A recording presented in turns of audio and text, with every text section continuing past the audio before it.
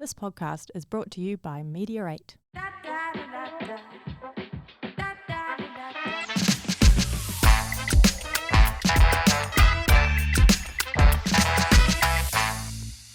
Welcome again to yet another riveting, seriously funny Wellbeing podcast. This week's subject is on the heavy and occasionally light subject of weight management. Ross, we are still here on the glorious Gold Coast. How's your tan going? Oh, it's just extraordinary, really. Yeah. But do you know that last week a candle factory burned down? Really? Everyone just stood around and sang happy birthday. So some shameless weight management jokes to kickstart this session. So obviously it's a lot to do with what we eat, but I'm still gobsmacked, Ross, at the diverse range of weird diets there are out there. There's a baby food diet. Baby food diet. Yep. Come on, give Rosie a little bit, good boy. A cabbage soup diet. A cigarette diet. So the cigarette diet is where you just smoke and don't eat anything. Yeah, and you certainly won't put on weight. The cotton ball diet. What would the ear stapling diet be? No idea. The 20-day prune. They're probably just a staple diet. The 20-day prune cleanse diet. Oh, yeah, well, that'll work. That'll certainly detox you. Wouldn't it work after 2 hours? The raw food diet, the sleeping beauty diet, the tapeworm diet, and the vision diet, which would be so these diets are crazy, aren't they? They're all crazy. It's look. We'll get on to diets later. But the craziest diet was that breatharian diet. Yeah. People the breatharian societies, people that live just on fresh air. Fresh air. Yeah, they don't eat. That's what they say. Okay. No water, not even any liquids. No, nothing. Yeah. Complete nutters. No, total nutters. You've got to have to say, we don't call many of our viewers nutters, but if you're a breatharian out there, you're a nutter. I think you're a nut. Unless you want to come on, we can interview you. Oh, delighted. That'd be good. We would interview you. Yeah, okay. But the problem with the gene pool is there's no lifeguard. Okay. So let's go on to our medical news. Yep.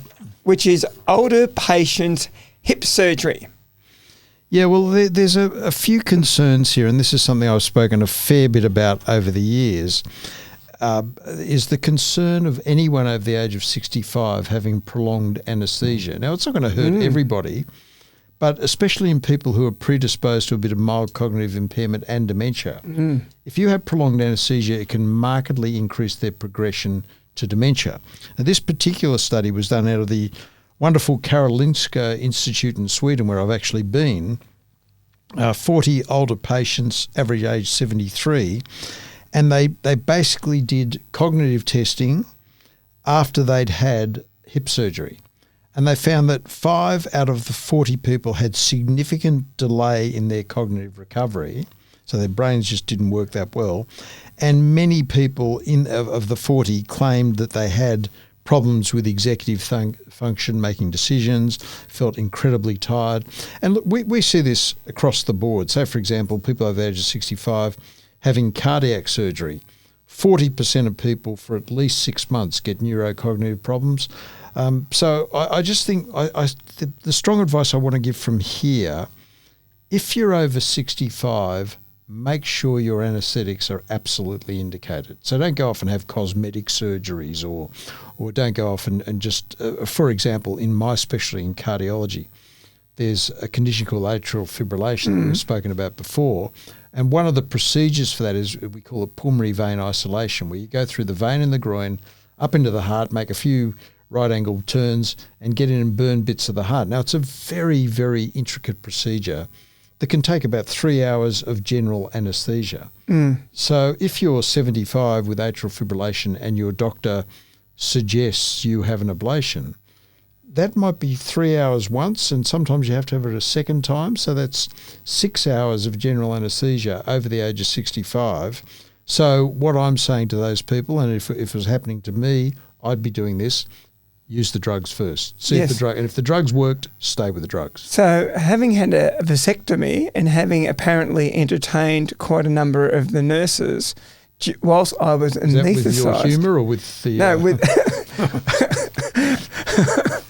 anaesthetised. Okay, no giggles. During the anaesthetic, it was the anaesthetic, and you might be able to enlighten us on this. It was the anaesthetic you have whilst you're actually still awake, but you can't remember. It's not an anaesthetic. It's just heavy sedation. So what's that called? It's called heavy sedation. So it's just using a benzodiazepine, like a thing called Hypnoval. Amazing. There's also a thing called propofol, which is a mini rapid anaesthetic. So would that be better for you as you over 65 than what a general anaesthetic is? But there are certain procedures. So I had my knee replaced when I was 64. Yeah. And it was about a 1 hour general anaesthetic. And mind you, I think it knocked me around for a while, not neurocognitively, but in terms of my sleeping. I had to take sleeping pills for a long time after. I just could not get to sleep. My sleep's now back to normal. So I think any anaesthetic does knock you around, especially as you get older. But you have to have a full anaesthetic for procedures that are very painful. You have your chest split open for cardiac surgery, abdominal surgery, neurosurgery. They have to give you a full anaesthetic. So if the question has to be asked is, why does the anaesthetic knock you around? Is it the chemicals? Yes, the chemicals. Is it the sleep? No. Not the sleep deprivation, the oxygen deprivation? No, you don't. You don't get oxygen deprived because you're being fed oxygen, or not fed. You're being given oxygen via a mask all through it, or you're intubated where they're giving you oxygen directly into the lungs. So it's got nothing to do with oxygen deprivation. I mean, that's the job of the anaesthetist, to make sure you're being well oxygenated. You've got a little thing on your finger that measures your oxygen levels the whole time. Yeah. So no, it's not that. It is the direct toxic effects of the anesthesia on your liver and then on your brain. It's having a neurological effect. Oh yeah. Because think of it logically. Yep. You're being put into a deep coma. Yep. So you're not going to feel the pain of the operation. So therefore your nerves are being pulverised during that time. And so there's a direct toxic effect on those nerves. But it's essential for you to have the operation. And the point is that's what you always, with medical procedures, you've got to say to yourself, what is the risk of the procedure versus the risk of me staying as I am? So for example, I had my knee replaced because I couldn't walk up and down stairs. And my wife and I go for a walk, and after about 500 metres, I said, I just can't keep this going. I still did 20 Ks on my exercise bike the day before my surgery, but I couldn't walk. And I was in pain at night. I couldn't turn over and at it's night. amazing how many people can't walk but can still cycle. Oh, yeah. Cycling's great for your knees. So anyhow, so all I'm saying, the bottom line with this conversation, if you're having an anaesthetic, firstly, is it absolutely necessary? And often it is. But if there are alternatives to anaesthesia, go for those alternatives, so spinal anaesthetic or whatever. So if you can do that over the age of 65, it's best to avoid prolonged anaesthesia. And are there the grey areas of procedures where the specialist might consult you and say, you can either go general here or go with the... Oh, yeah, the general or spinal. Or with some sedation on the background. Yeah. Okay. And you'd say probably if you're over 65, go for the... Certainly. Okay. Future of medicine, CAR-T for heart. CAR-T therapy. So this is interesting. CAR-T therapy stands for chimeric antigen receptor therapy. Okay, and what basically they do, and they've used CAR-T therapy now for a whole lot of different tumours, especially blood cancers, but also there's a little known place in America called Boston, which has that's Harvard's in Boston, of course, and they've just published in the New England Journal of Medicine, which comes out of Boston, out of the Mass General. They've published a study where they've used CAR-T therapy for glioblastoma with great success. So what is CAR-T therapy? I've already told you what it is, but they basically take out a person's own T cells, modify them genetically, and then re-inject them back in once they've modified the T cells to specifically target whatever the problem is. So for example, you've got some leukemia that's not responding to chemotherapy. They take out your cells, your T cells, and with the tumour, they make the T cells respond to kill the tumour better. So it's been essentially used on cancers. it essentially has been used on cancers. Okay. But this is the exciting thing. Is there another word for that? Is it the one you mentioned, immune? Well, no, it's a different type of immunotherapy. Okay. But you're not using a monoclonal antibody. You're actually the T cells are your killer cells that get in there and kill the tumours. So they're basically changing the T cells to really rev them up to get rid of that particular tumour. So what's the success rate for cancers?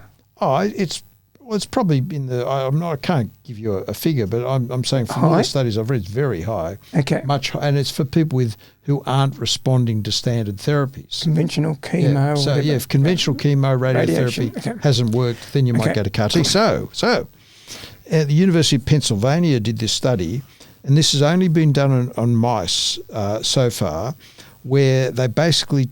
The mice were fed a very high-fat diet to induce atherosclerosis, which we've spoken about on numerous occasions, and they took out the mice's T cells and changed them so they could really rev up the destruction of LDL cholesterol.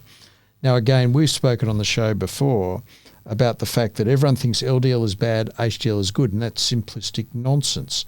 LDL and HDL are divided into small bits and large bits. And here, Homer, is where size is important. So the larger your LDL, the larger your HDL, the better it is for you. So you might have a cholesterol of 7 and your GP says, should be on a statin, but your HDL is 2.5 and your triglycerides are low. That's all large LDL, large HDL. And then you've got a 0 calcium score. Leave your cholesterol alone. Congratulate someone in that situation. But what's causing atherosclerosis is oxidized, small, dense LDL cholesterol. So these people have created T cells to get rid of that oxidized small dense LDL. So over a 5-week period of treating these mice, they found that there was an 80% reduction in plaque. So this is future medicine stuff.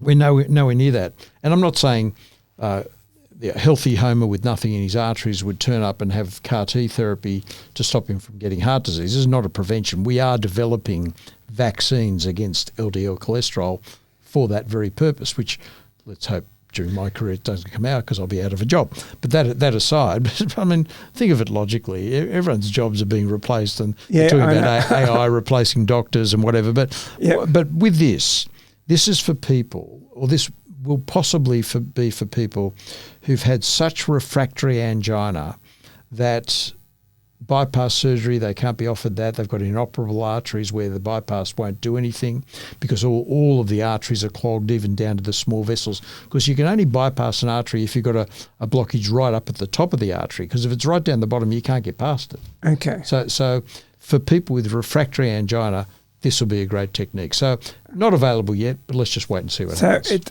potentially reducing the plaque and also the calcification. Yeah, just getting rid of the atherosclerosis, shrinking it down. But the calcification is not the big issue unless the arteries get too stiff. So the calcification is a response to the plaque buildup. But would it do the calcification too? Probably to an extent it will, okay. But that's not the major issue. It's getting rid of the small, dense LDL cholesterol. That's very interesting. And would AI be driving that? As I said, AI is involved with most things these days. Yeah. So, yes, and that's another subject, isn't it? To talk about the effect of AI on well-being. Yeah. Well, yeah, but we'll talk about that another time. Tomato. Yep. Okay. Body of evidence, dizziness, vertigo. We talk about vertigo. No. And Big that's difference. Exactly the whole reason to talk about dizziness, that everyone says, I'm dizzy, therefore I have vertigo. Okay. Vertigo is one of the causes of dizziness, but it's not the whole thing. And so, and I'll get to the most common cause last. So what is vertigo? Vertigo is a disorder of the inner ear. So with the ear, you've got the outer ear, so the ear canal, the middle ear, and then you've got the inner ear where we've got these little semicircular canals. And what happens in those, if they get swollen or infected or inflamed, you get little crystals in those inner ear that gives you the vertigo. So what is vertigo? Vertigo is when you're looking at something else and that's spinning rhythmically in front of you. That's vertigo. So you might wake up in the morning after a big night the night before and you put your head in a particular way and all of a sudden you open your eyes and things are going like this in front of you. You're not spinning, the environment's spinning. that is vertigo. Okay. So vertigo is treated with specific drugs that settle down the spinning feeling and the nausea, and then and certain movements. Definitively is treated with physiotherapy. Yep. That's specialised to give you certain neck movements that can break up the crystals in your ears. So there are a lot of things that can be done for vertigo, but just because you're dizzy doesn't mean you have vertigo. So what's the second cause? The second cause of dizziness is what we call pre-syncope, which is where you may be about to faint or things are going black. Now that's what, again, it's my specialty, that what happens with pre-syncope is that the heart goes into some disordered, irregular rhythm. You don't pump up blood to the engine room. You feel like you're going to collapse. Also, there's a thing called vasodepressor syncope. It used to be called the simple faint. But people who are predisposed to vasodepressor syncope, typically the younger person with lower blood pressure who then sees blood or hits their leg and gets acute pain or whatever, they can then get this reflex reaction where the blood pressure just drops suddenly.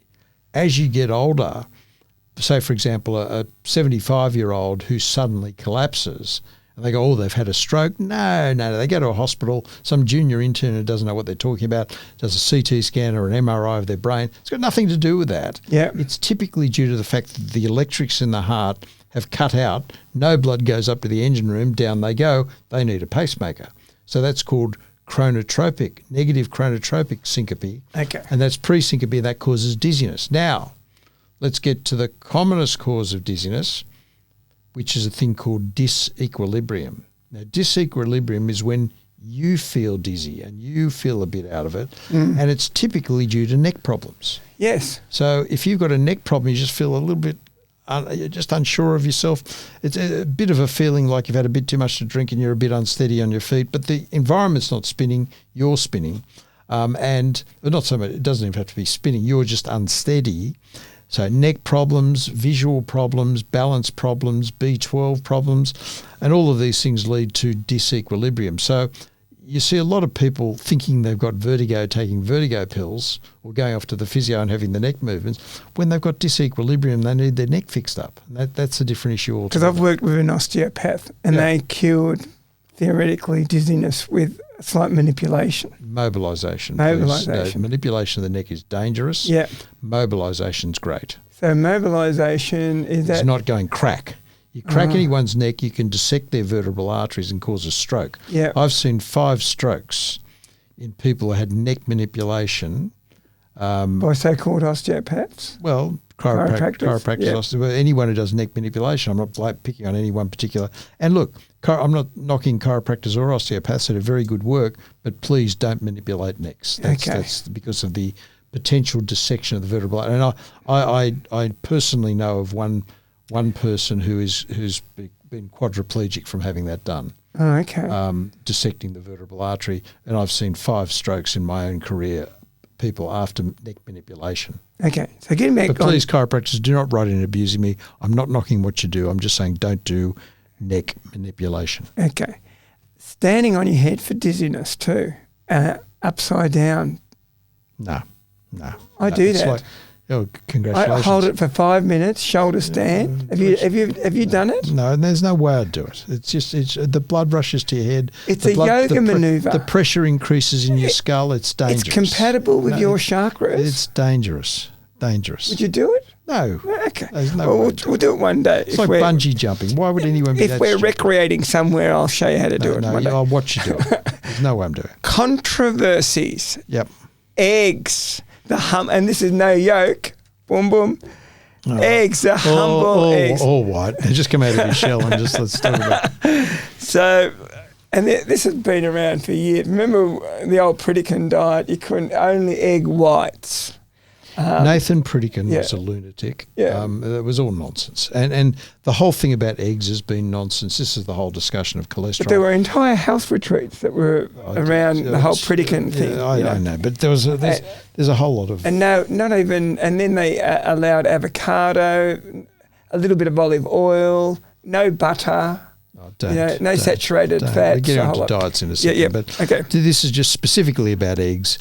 And it's been completely poo-pooed that dietary cholesterol puts up your serum cholesterol. Yeah. That's where all this problem started with a lunatic called Ansel Keys back in the 50s, who came out and said that fat and cholesterol causes heart disease, or dietary fat and cholesterol, and it doesn't. There's just no evidence for it. It's complete nonsense. In fact, there was one. This was an anecdote clinical case study of a man. This was published in the New England Journal of Medicine. Had 12 eggs a day. Didn't do zip to his cholesterol. Yeah. So it's just rubbish. And the best part of the egg is the yellow bit, because of course it's good, full of cholesterol, but it's also full of lutein, choline, zeaxanthin. Very good for your eyes. Yes. Very good for your memory. So and the egg's got proteins in it. It's got a lot of good vitamins. So all of these other things that are good for you. And the big study called the Rancho Bernardo study looked at the egg consumption of 6,300 individuals over 5 decades and found that tragically egg consumption has decreased over the years because people believe this nonsense that eggs are bad for you. Now, I'm not saying we should be having the 12 eggs a day that one guy had. That's an isolated case. But I'm saying if you enjoy a couple of eggs a day, I think it's good for you. It's a good way of getting a few of your protein. colleagues, cardiologists, would say to their patients, avoid eggs. Yeah, because they've drunk the Kool-Aid. Yeah. They believe this nonsense. Yeah. And for example, there's the largest epidemiologic study in the world of diet is a thing called the PURE study. 220,000 people followed for 9 years in 50 different countries, showed that there was no link between saturated fat and heart disease. So meat, eggs and dairy, the source of saturated fat. If you have 100 grams of red meat per day, for example, 3 servings of high-fat dairy per day, which includes cheese is actually good for you. And the harder the cheese, the better it is for you. So if you have the 3 servings of high-fat dairy per day, on average over a week, you reduce your risk for death and cardiovascular disease by 25%. So people enjoy their eggs, people enjoy their dairy products, people enjoy their meat. I'm not saying swim in this stuff. I'm just saying there is no evidence that it's causing you harm and a suggestion it may be causing you good. And we can go overboard with red meat especially, can't we? Of course, you can go overboard with anything. Yeah. You can go overboard with olive oil, which I think is one of the major components of a diet we're going to be talking about very soon. Okay. And that's a good segue to weight and health. Being overweight or obese increases in Australia. Around 75% of men and 60% of women are carrying too much body fat, and 25 to 30% of children now are overweight or obese. This means the incidence of obesity-related disorders. What was the term you used before? Diabesity. Diabesity. Is that a Ross Walker patent? No, not at all. No, that was, in fact, my friend and colleague, Professor Phil Barter, who's one of the world experts on cholesterol. He coined the term, and he said a number of years back that the true pandemic of the 21st century is diabesity, and he's absolutely correct. Okay. So, and this is a huge area, so to speak. Big area, big fat area. Losing weight has become a multi-billion-dollar industry. It's hard to go a day without seeing or hearing about the answer to or a miracle weight loss solution. The sensible answer to losing excess body weight is to make small, healthy changes to your eating and exercise habits, sometimes major changes.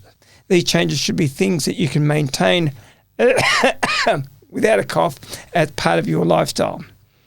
That way you'll lose weight and keep it off. And, I honestly think, like I say continuously, we shouldn't have a silent. We've got to make it easy for people to exercise, eat right, learn how to eat right, and live in communities where outdoor existence, indoor is really encouraged. I don't disagree with you, mate, but it's still a personal responsibility. It is, yeah. And this is the point. But see, you go anywhere, there's a set of stairs and a set of escalators. 95% of people will go up the escalators. The 5% who walk up the stairs don't get to the top and go, oh, wow, there goes a kilo. But if you do that every day, a wonderful Confucius saying, a journey of 1,000 steps begins with a single step. And so to me... Should we encourage, but surely maybe, I know you're going to say it's not up to government, but what about health promotion programs? No, of course. But again, it still comes back to personal responsibility. Yeah. And people have to understand this. And let me say, I don't make the rules, but this is what happens. Losing weight is 80% food, 20% exercise. You would know as a cyclist, a lot of cyclists end up after their 50K cycle in the pastry shop, and they destroy the weight loss of their cycling. Marginally, marginally. But still, 80% food, 20% exercise. And here's the problem. If you go for a brisk half an hour walk, you burn 300 calories. If you have a small piece of chocolate cake, there's your 300 calories. So the system is much more geared to sin than it is penance. And also, here's another thing. The only diet that has any long-term evidence base, so whether you're talking about keto, paleo, Atkins, whatever, Pritikin diet, none of it has a long-term evidence base. The only diet that's been studied for more than 5 to 10 years is the Mediterranean diet. And the Mediterranean diet is nothing flash, but it's also not the Mediterranean diet. It's the Mediterranean lifestyle. So what's the Mediterranean lifestyle?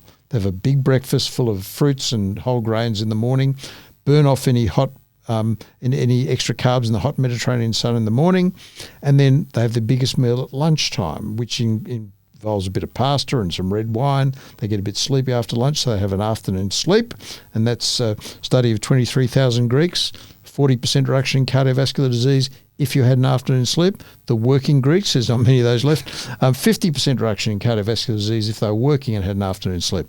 But then they burn off any extra carbs in the hot Mediterranean sun in the afternoon, and they don't have much for dinner. What do?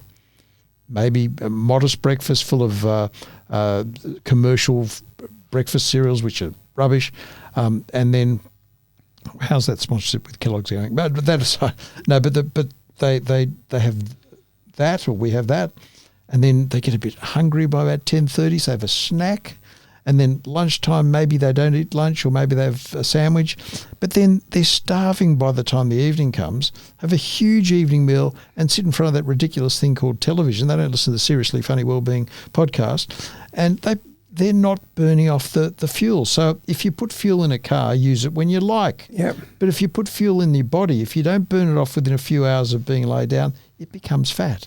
And you see, this is the problem.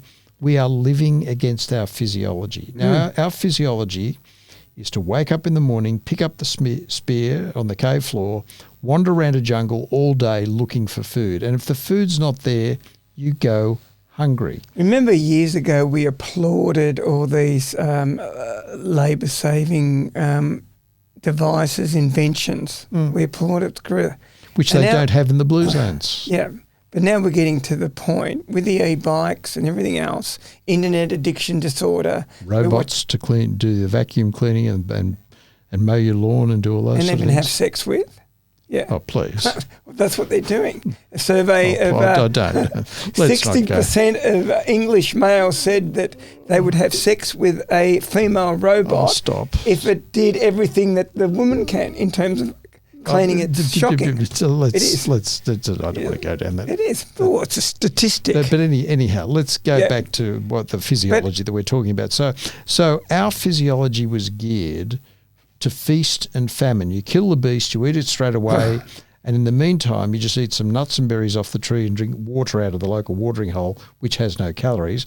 But our fluid intake is now sugar-sweetened soft drinks, artificially sweetened soft drinks, which are just as bad, alcohol, tea, coffee, all this stuff has got calories. So, and people think, oh, look, I don't eat a lot of food, but I have a bit more alcohol than I probably should. But they don't realise that 1 gram of fat is 9 calories, 1 gram of protein and carbohydrate, 4 calories, 1 gram of alcohol is 7 calories. So if you have a standard drink, which is about 10 to 15 grams of alcohol, you're getting a lot of calories just from the alcohol. Then you put all the added stuff like the sugars and everything else in it.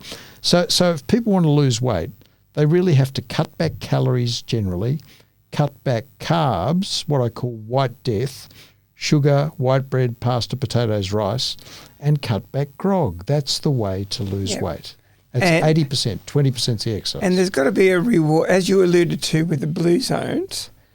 A lot of them, wait for it, have fun, don't they? Yeah. They have fun, they dance. They laugh, they Nothing's dance. really structured. There's a camaraderie there. Yep. The extension, the family is there, like the extended family, the whole lot.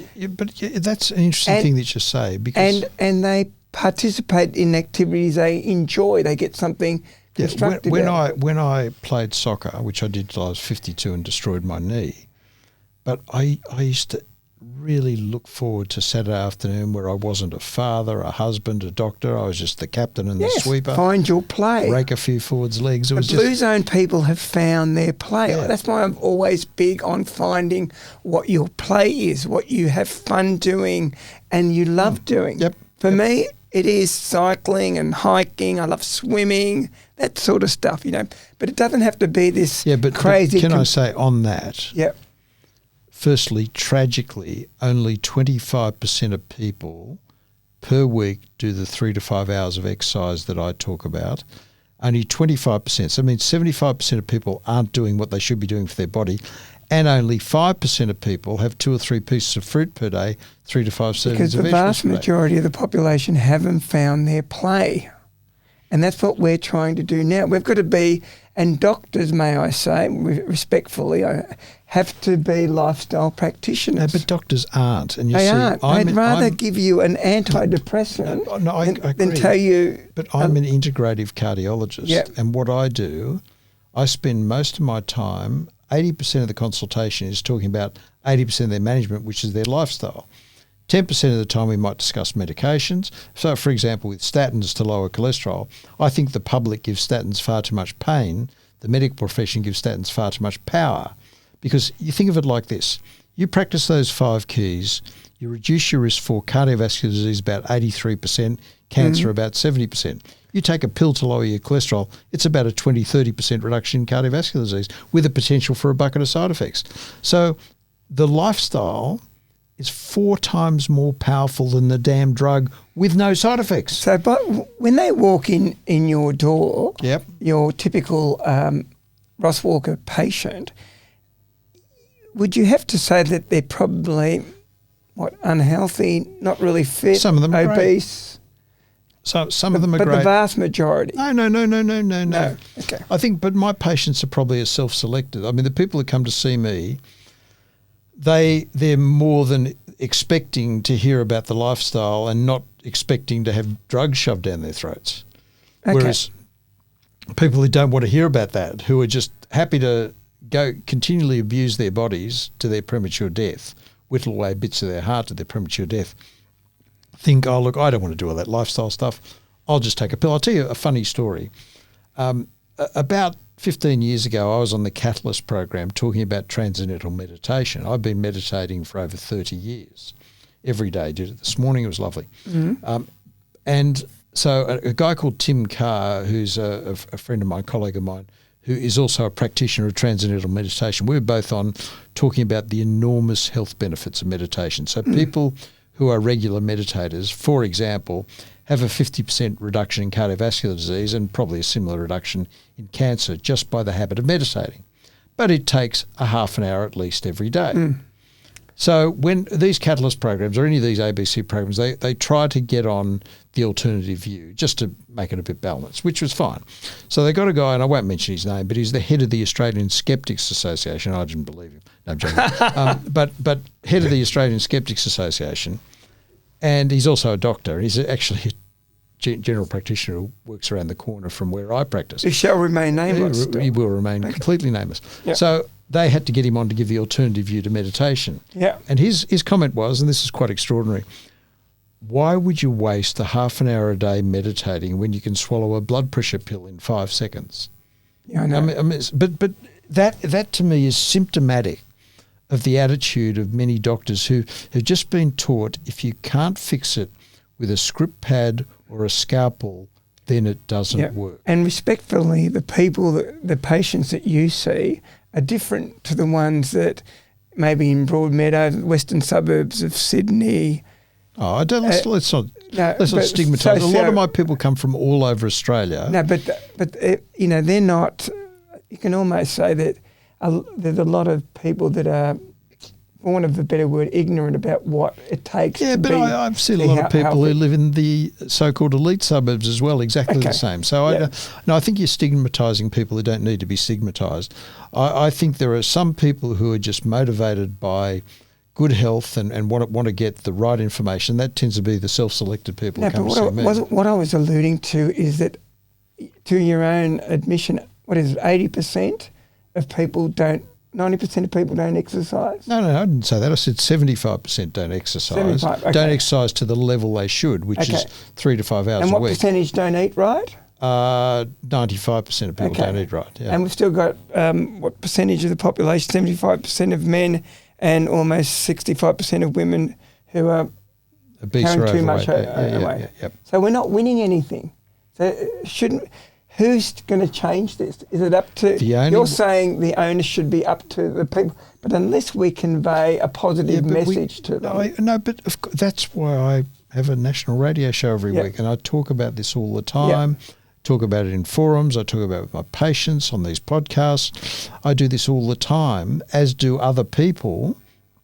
And for some people, the message will get through, but for some people, it never will. There'll always be people who are addicted to substances, who are addicted to food, who are addicted to inactivity, and those people are sicker. I'm not suggesting healthy people never get sick. They just don't get as sick as unhealthy people, and when they do get sick, they get better quicker.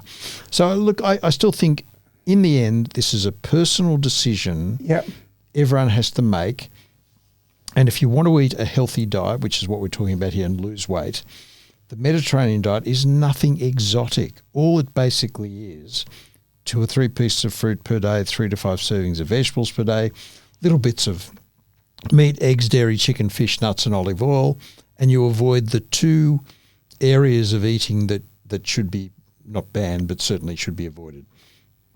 Anything in a box or a container with a use-by date masquerading as food, which is just processed packaged rubbish, or white death, which is refined carbohydrates, white bread, pasta, potato, rice, and most importantly, any form of sugar.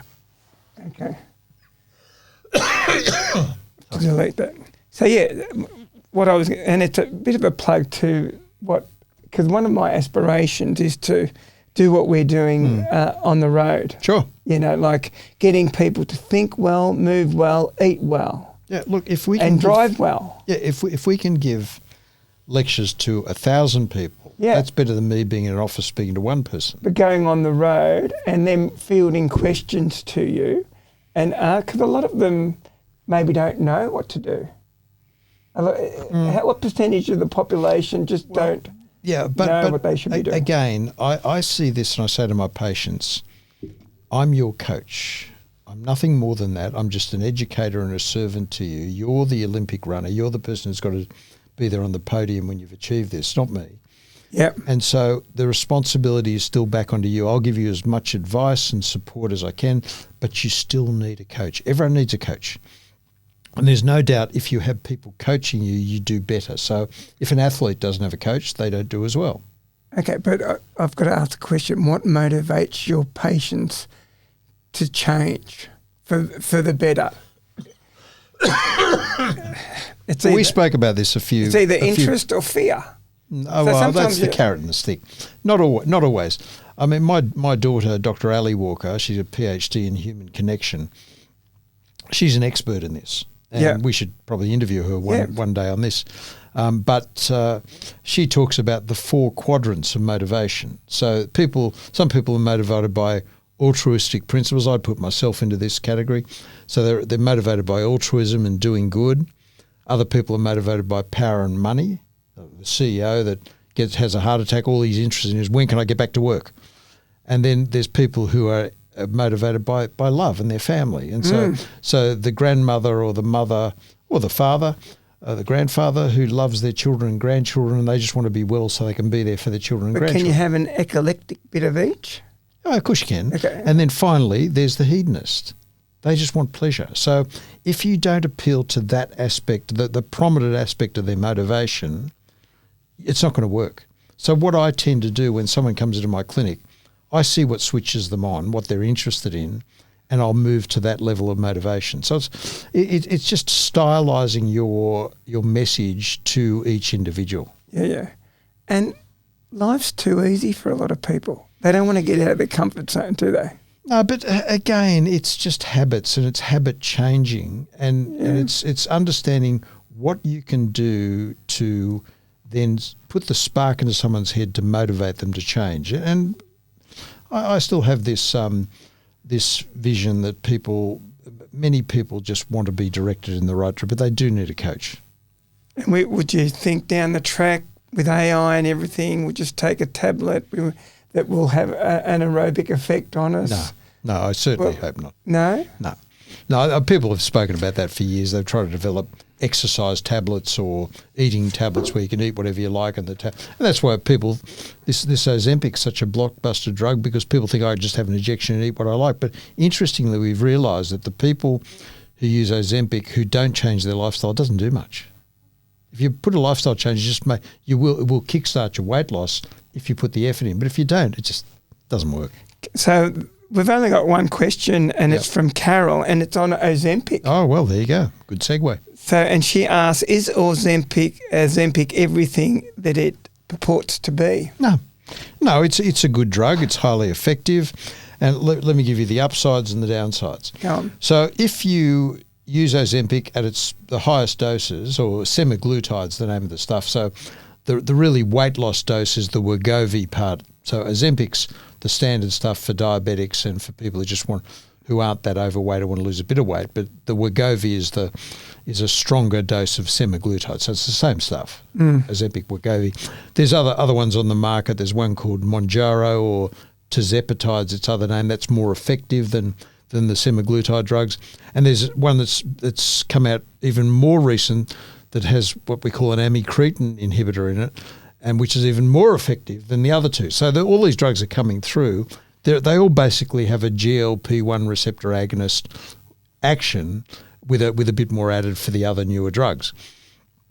And if you put a bit of an effort into changing what you eat and keeping up your exercise, you can expect to lose somewhere between 15 to 20 kilos in 12 months. But as soon as you stop, there's a rebound weight gain. Stop what? Taking the Ozempic? Taking the Ozempic, yeah. So unless you so I say to people, firstly, use it for 12 months, get your targeted weight loss, and then instead of having an injection once a week, have an injection once a fortnight for 3 months, then once a month for 3 months. So wean it out of your body slowly over 6 months. But if you think that the Ozempic is going to lose the weight and it'll stay off, but you can eat what you like, that is complete biologic nonsense.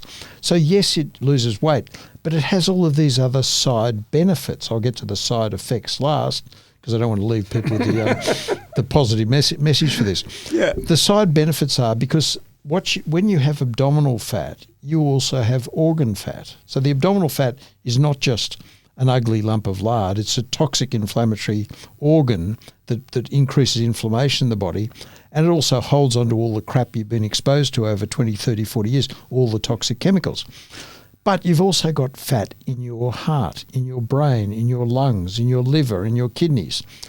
So what the Ozempic does is take the fat out of these organs. Yeah. So it not only makes you lose weight, but it gets weight out of the fatty organs as well.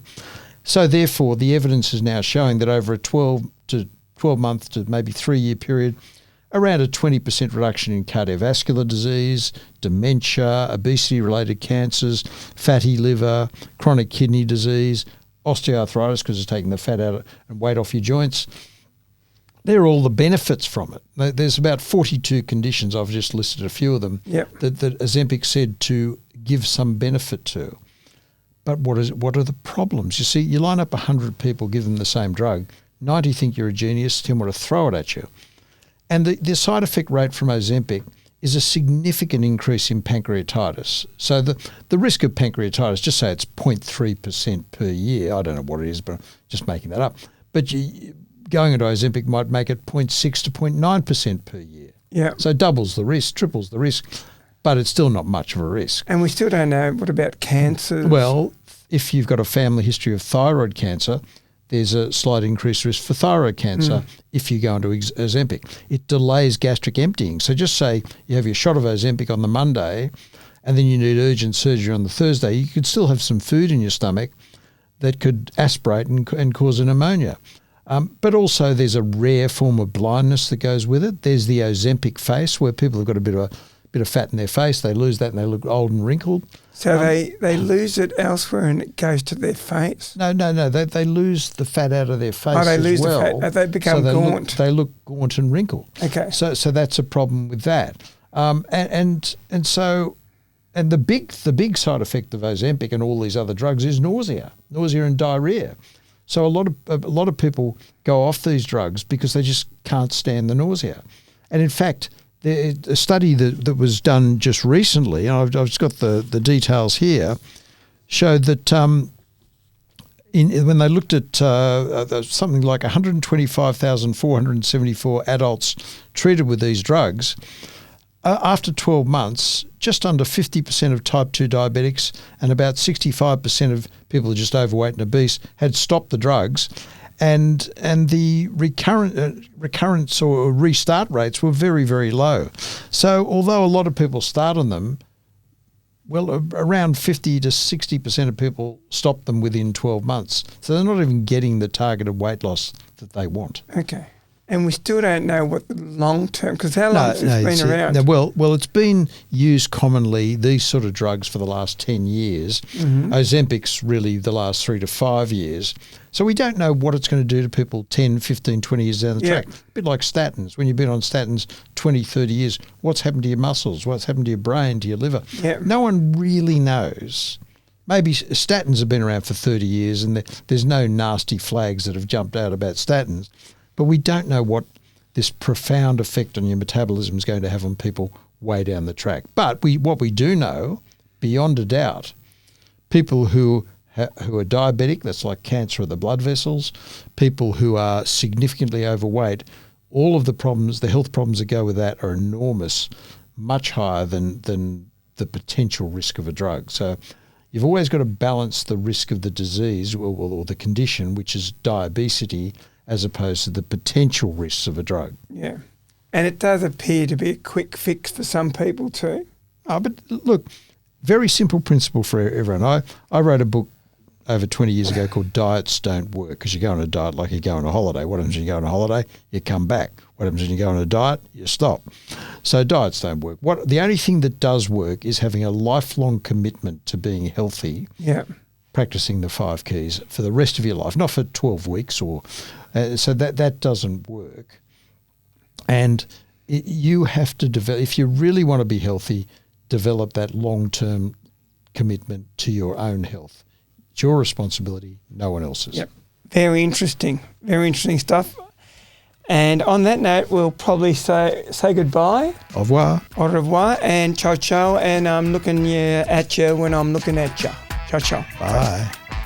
Hello, listeners in Australia. I've got a big secret to let out about my good friend, Homer Papantonio, the corporate imposter. He's the best speaker I've ever heard. I only deal with the best. He's a great athlete, great cyclist too. And the real reason he's the best is that he uses the best omega-3 supplements on the planet, produced by Zinzino. Homer needs to perform at his absolute best on and off the stage. That's why he takes the best omega-3 supplement on the planet. Well, yeah, I know about Homer taking Zinzino Omega-3. I've been using it too. It's derived from highest quality ingredients from all natural sources. These Omega-3 balanced oils are molecularly tested for toxins to ensure only the purest and freshest ingredients are used. You can even have a blood test to see what your Omega-3 status is. Oh yeah, this Omega-3 from Zinzino is the single most scientifically supported supplement on the planet. And the health outcomes are big, really, really big. It's an absolute no-brainer for every man, woman, and child. It's the best, the biggest, and the best. And you can buy it at zzomega.com. zzomega.com. Like Homer, I've been sucking on Zinzino Omega-3 capsules and solutions for the past year. It helps reduce Alzheimer's and dementia risk, inflammation, mood, improves sleep and immunity, and the list goes on and on and on and on, like you do. Don't worry about it. Well, Zinzino Omega-3 is the best. I only deal with the best. Go to zzomega.com. That's zzomega.com. Simply the best.